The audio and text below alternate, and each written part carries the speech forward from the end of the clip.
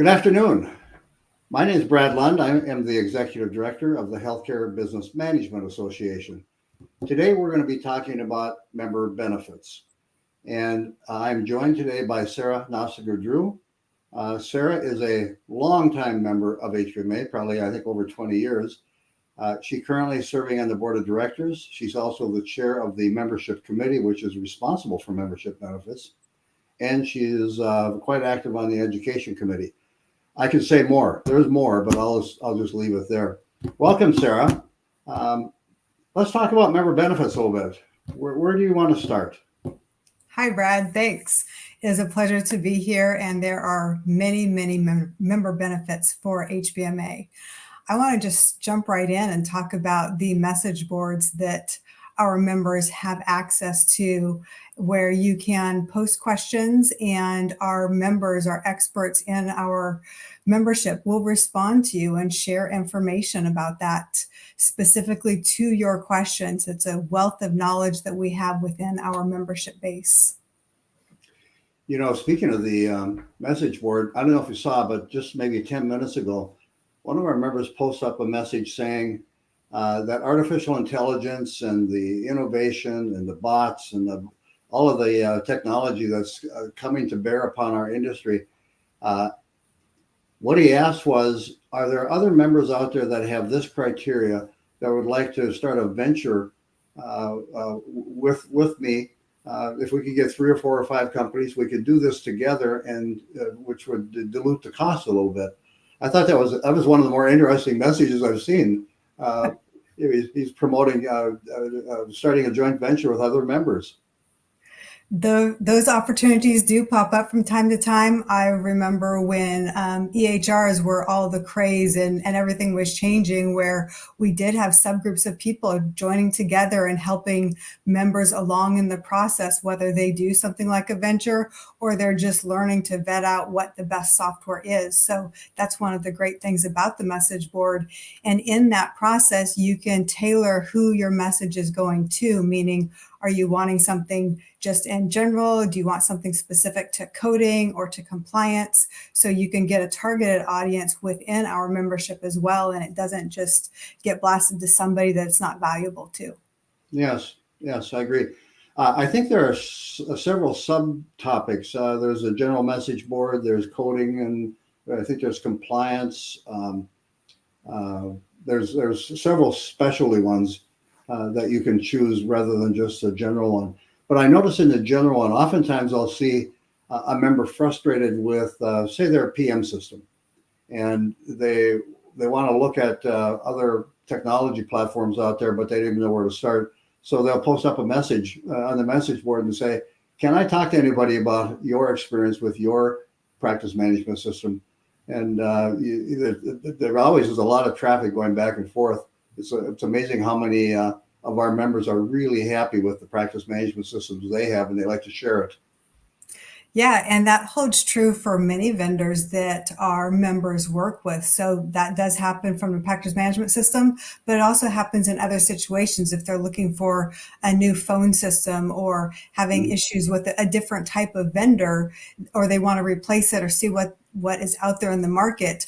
Our members are a wealth of knowledge, and especially if somebody has recently gone through an RFP process for a vendor or vetted multiple ones, they're always quick to share information and truly network with our members so we can get that extra benefit versus just education. So are members allowed to participate in the message board? Absolutely. All of our members are allowed to participate. We do have the option of including our vendor members as well. So if you want to include our vendor members in your question, maybe it's something about compliance. We also have some great compliance vendors that are connected in HBMA. And so you might want to ask that question to everybody. But if you're asking about a practice management system, you might want to limit that and only do it to our revenue cycle members and our professional billing department members, and exclude those vendor members from it, just so you can get that clear information specifically for practice management or a different type of vendor. Great. Well, we have so many benefits to touch on. I think we could talk the whole time about the value of the message board, because it's a real peer-to-peer relationship. And Gosh, I find it so rewarding that our members are they like to share with their peers, and that's very rewarding. You mentioned earlier the RFPs, and you were making reference to it in the practice management systems. But we have a member benefit called the RFP program. Have you ever used it, or could you tell us a little bit about that program? I haven't used that specific program. I think it leads to an RFP. So I think we currently have it as an RFI, a request for Correct. information, and we allow other people outside of our members to submit information so they can do a request for information, and then it connects them to members within our association, and those members respond back to those RFIs. And we absolutely have had people, other members in HBMA, who have awarded contracts and been the beneficiary of those contracts for it. And so I've heard some great things about it. I personally have not used it, but I know other members that have, and it's a great way for physician practices outside of HBMA to connect with members that truly know rev cycle in a third party way that can give them the best opportunity and maximize their collections. And the reason I'm so familiar with it is that oftentimes practices call our 800 number and they're saying, I'm unhappy with my billing company, or I do my billing internally and it's not working. I can't find the staff. I can't keep up with the regulations, and I want to get a professional billing company. Can you recommend somebody for me? And of course, we can't do that, but I refer them over to the RFI tool.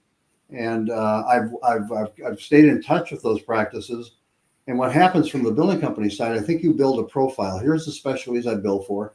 Here are the size of the practices I bill for, things like that. Some of the key attributes about the billing company. And then when the practice submits the RFI that matches it up with the members that have built those profiles, and every time a practice has called us and used that tool, and I followed up with them, they've found a billing company that they're very happy with. So that works really well. Yeah, it's really beneficial for the practices because it saves them some legwork when they start looking for other billing services. Oftentimes they have to hunt and peck around in their website to find out what specialties they offer and can assist with, and or the services. And so being able to go directly just to one website for HBMA and fill out that information and have multiple billing companies send information back, it eliminates a lot of that process for them. But it's also a great member benefit for those members of HBMA that want to grow their business. They can grow their business just by being part of HBMA. Wonderful. The membership directory. What do you use the directory for? I love that directory as a member. So as a member, you do get access to our directory, and I use that to connect to other billing companies. So we do have specialties listed in there. If I want to expand to a new specialty and I don't have knowledge in that area, I'm going to phone a friend essentially and talk to one of those other billing companies, rev cycle companies that are already hooked up and connected in that specialty, so I can glean information. The same thing happens by state. So if something is going on in a particular state that I'm dealing with, I can look up that directory and see who else is doing rev cycle in that state and connect with them to see if they're experiencing the same issue, and see how we can network together and potentially solve that. Or if they already have a solution, they generally will share that with me. So it is a wealth of network opportunity in there. And we even have had pockets of people that band together outside of those areas and just solve issues and challenges, whether it's by state, specialty, or some other commonality, like we already talked about practice management systems or other vendor related items. Wonderful. I'm thinking about newsletters. And there's two topics there. One is our own HBMA newsletter. Actually, it's our official journal that's published on a quarterly basis. I already know the answer, I think, because I read it cover to cover every quarter when it comes out. But can you tell us a bit about what you as a member get out of the with what we call the RCM advisor? Yeah, the RCM advisor has been wealth of knowledge again throughout the years for HBMA, and it shares information that we as rev cycle companies need to know to stay on top of the business and be at that leading edge, that cutting edge in the third party industry. So it can be different things from coding tips to things out there for automation, artificial intelligence. It really scans the gamut of things in the rev cycle world, including what's happening from a regulatory perspective on Capitol Hill and things like that. So it's a large publication and it's very valuable to our members. They even will sometimes take that information and share it directly with their clients, because sometimes there's information from a practice management perspective in there that becomes very beneficial to make sure that our rev cycle companies clients are actually following the processes and they know what to be doing on the front end as well. That leads me to another newsletter. It's called I think it's called our newsletter tool. And the intent of that particular technology is that the member can create their own newsletter using the articles that we have available that they can drop into the newsletter. They can do all kinds of fancy little things to make it look very professional. And I believe it's a PDF. And the purpose is our members then use that to send out a newsletter to their clients. Yes. Is that how you use it? Yeah, we as rev cycle companies are always so busy, regardless of what time of the month or what time of the year it is. There's always more work to do and less time to do it in. So this tool that HBMA has created is so valuable and beneficial, especially for some of those smaller companies that just don't have time to create their own newsletter. You literally can just drag other articles in that we've already produced in HBMA, put that information in there. You're also able to customize it specific to your business so you can make sure it looks and presents from your company.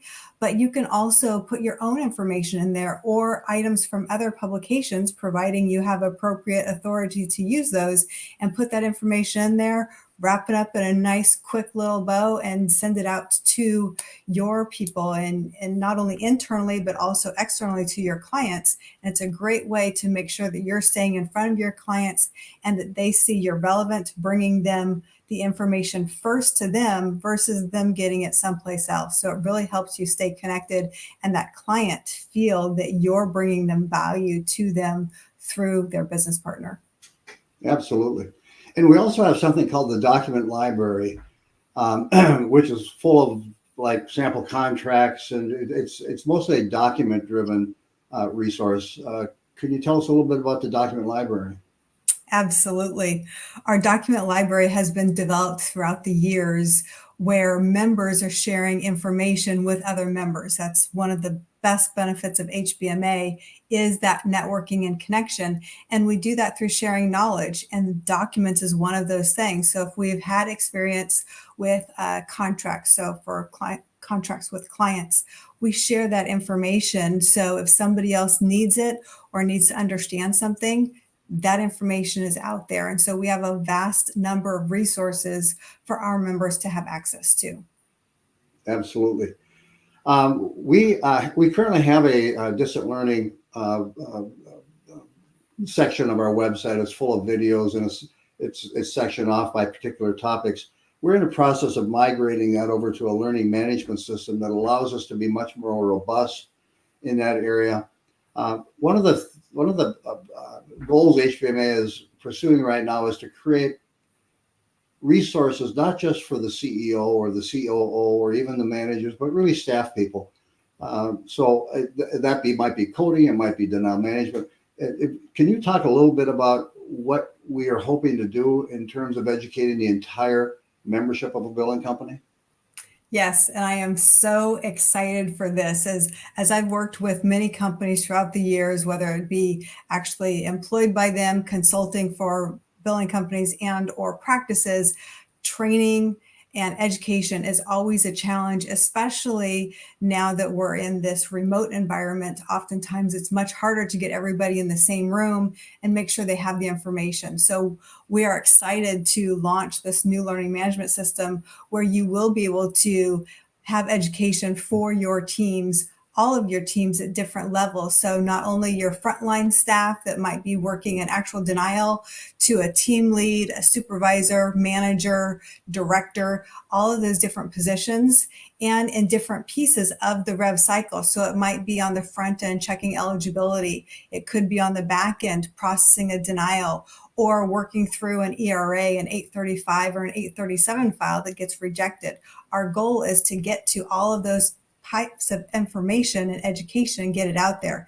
In addition, we want to do some of those basic trainings that you also need to do, like in an onboarding process. Maybe you're bringing in a new entry-level employee that hasn't had rev cycle experience. Well, they need to learn and understand how to read an insurance card or how to read an EOB. Yet it's hard for your team, especially if you have a small team, to be able to take the time to do all of that. Since I already mentioned we're all very busy, this is a great opportunity to get that education in a learning management system where they can not only review the information, but there will be tests to make sure that they truly understood and passed those quizzes where they grasp the knowledge and can move on to the next step in the next phase. So we are absolutely excited about this and looking forward to launching it this year in 2020, next year in 2024. This year is almost over. I want to touch on our in-person education just a little bit, but before I do that, there's something that you probably haven't heard all the details yet, but we'll talk to the board about it later this month. We are moving. We've traditionally done compliance courses, in-person compliance courses, and we've determined that that's not the best way to teach and maintain compliance knowledge. So we're migrating that over to one of our partners. It's called HC Pro, who is the company that does our accreditation program as well.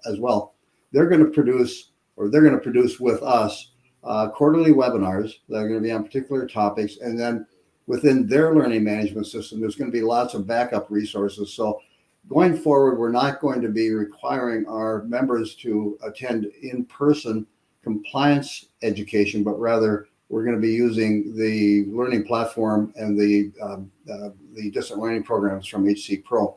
But what I'd like to talk to you about a little bit as our in-person programs. We've got a innovation conference coming up in Tucson in March. We've got the Owners and Managers Conference in Minneapolis in June. And then our fall conference is in September in Austin, Texas. You've been intimately involved in the education committee for many, many years. So can you talk to us a little bit about the value and the experience of our in-person education? Wow. If you have not been to an in-person conference for HBMA, you just have to make time in your schedule, in your calendar, in your budget to go, because that is where the magic happens. That is one of the areas that I think is the most valuable, is our networking. And we're talking about in person. We also have virtual networking, but you cannot skip out on those in-person sessions. The Innovation Conference, fabulous information, and you've got all these people that are wanting to learn about the latest and greatest technology. Those are the ones you want to connect with, because they're the ones that are driving improvements and optimization in the rev cycle. So, and that's what everybody wants. From the Owners and Managers Conference, you get to connect with other people at that high level where they're owners and executives in their company.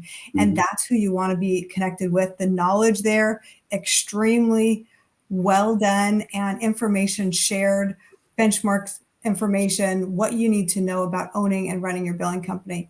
And then our annual fall conference, it has everything to do with the rev cycle. So every different piece and part that you can think of, we're looking at it from a rev cycle perspective.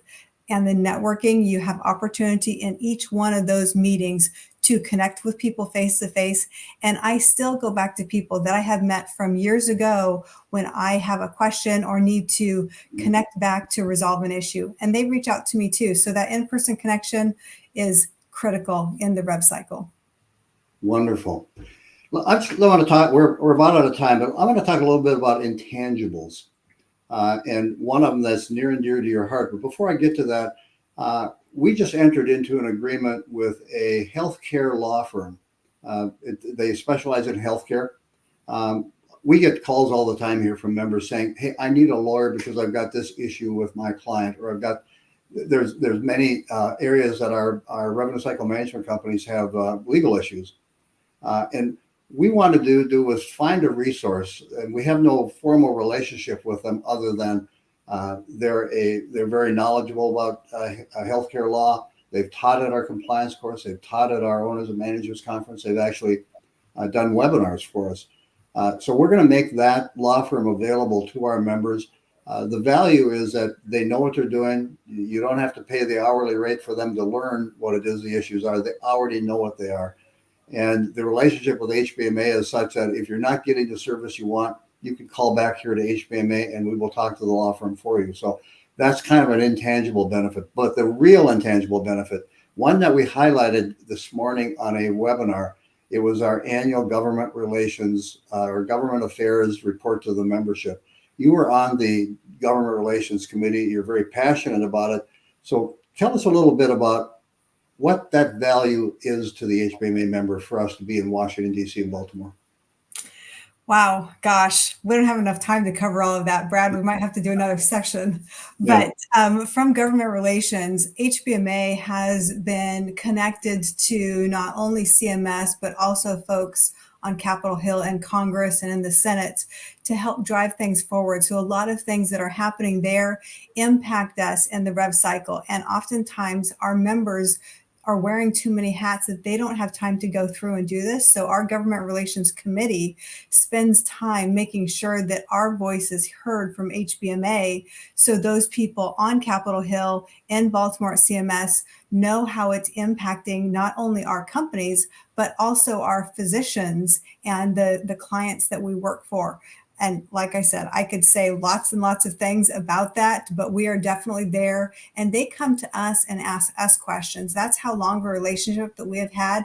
When they're thinking about making a change, they will sometimes, not always, come to us and we give them feedback. And we have been successful on many occasions helping them pause and rethink and make some changes so it doesn't have the negative impacts that it would have, or at least it reduces them some.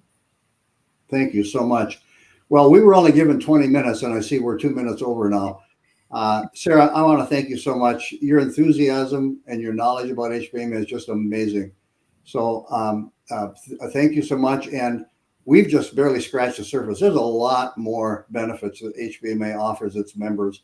So please go to hbma.org and click on the member benefit tab and read about all the things that HBMA has created to support you and your company. Sarah, thank you. Have a good afternoon. Goodbye. Thank you.